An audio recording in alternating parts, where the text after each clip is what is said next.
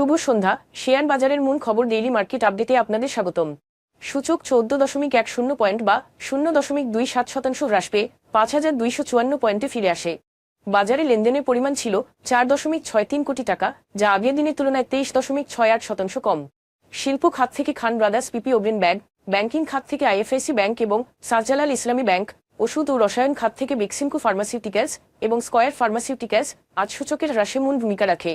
খাতভিত্তিক লাভ লোকসানের হিসেব অনুযায়ী মিউচুয়াল ফান্ড খাতে আজ সর্বোচ্চ 0.80% এবং আইটি খাত থেকে দ্বিতীয় সর্বোচ্চ 0.37% মূল্য বৃদ্ধি পায়। অন্যদিকে এনবিএফআই খাতে আজ সর্বোচ্চ 1.68% মূল্য হ্রাস পায়। মূল্য হ্রাস পাওয়া শীর্ষ 20-এ আজ ব্যাংকিং খাতে 6টি এবং মিউচুয়াল ফান্ড খাতে 5টি করে কোম্পানি রয়েছে। Bashundhara paper mills, Khulna printing and packaging এবং রতনপুর স্টিল রোলিং মিলস আজ সর্বোচ্চ লাভ করেছে, যেখানে মিডল্যান্ড ব্যাংক, সোশ্যাল ইসলামী ব্যাংক এবং গ্লোবাল ইসলামী ব্যাংক আজ সর্বোচ্চ মূল্য হারায়। নেতিবাচক আয় পোস্ট করা সত্ত্বেও বসুন্ধরা পেপার মিলস আজ শীর্ষ লাভকারী প্রতিষ্ঠান হিসেবে তালিকাভুক্ত হয়েছে। তবে বাকি শেয়ারগুলোর মূল্য পরিবর্তনের জন্য কোনো মূল্য সংবেদনশীল তথ্য জানা যায়নি। গত 3 মাসের গড় লেনদেনের তুলনায় আজ আল আরাফা ইসলামী ব্যাংক, আইএফআইসি ব্যাংক এবং ইস আলম কোল্ড রোল স্টিলসের লেনদেনের পরিমাণ উল্লেখযোগ্যভাবে বৃদ্ধি পেয়েছে। তবে উল্লেখিত শেয়ারগুলোর লেনদেন বৃদ্ধির স্বাভাবিক কোনো কারণ জানা যায়নি।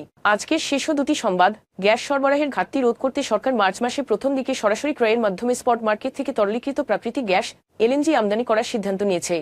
সুইজারল্যান্ডের Total Energy Gas and Power লিমিটেডকে সুপারিশের পরিপ্রেক্ষিতে দরদাতা হিসেবে নির্বাচিত করা হয়েছে।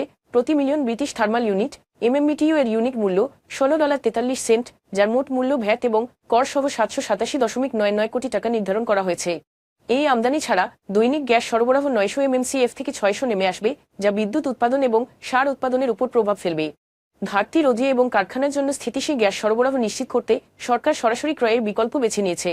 আন্তঃব্যাংক কল মানি মার্কেট উন্নয়ন এবং কেন্দ্রীয় ব্যাংকের উপর ব্যাংকগুলির নির্ভরতা কমাতে বাংলাদেশ ব্যাংক 28 দিন এবং 14 দিন মেয়াদী রেপো সুবিধা বন্ধ করার সিদ্ধান্ত নিয়েছে, তবে শুধুমাত্র 7 দিনের রেপো সুবিধা চালু থাকবে। এছাড়া রেপোর মাধ্যমে ঋণ নেওয়ার জন্য কোনো অতিরিক্ত চার্জ প্রযোজ্য হবে না।